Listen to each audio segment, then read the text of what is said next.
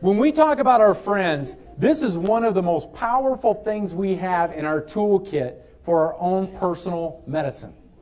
And I'll give you an example of this. When we talk about our friends, we have got to know, and we teach this to our kids, we have got to know who to lean on in times of trouble, right? Right? More than 3 of you, right? Okay, good. These questions are going to get tougher, you guys. You better work on me now. When we talk about this concept, I learned a lot about this watching my second daughter learn how to walk. My first daughter, when she learned how to walk, the first step she took, I was the quintessential competitive dad. I was like, the first step, I'm like, that's it, I'm calling everybody. You know, and I was so excited and proud. But with my second daughter, I watched the process. And what I got out of it was amazing. Because when you watch a little person learn how to walk for the first time, what do they have to do first?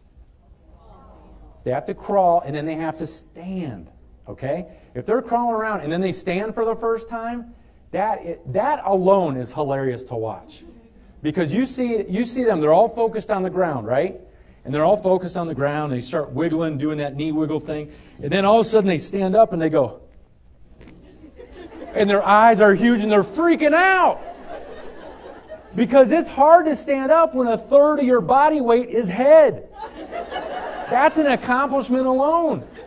And then they freak out because they've never been this high on their own. So they're like, oh. And what's the second thing they immediately look for? They look for something to lean on.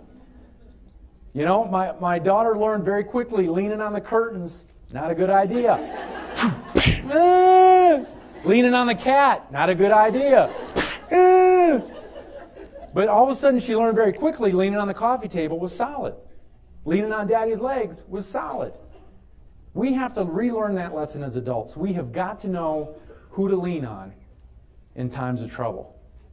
We've got to know it because it's not a question of if you run into that in your life. The question is when you do, who will you lean on?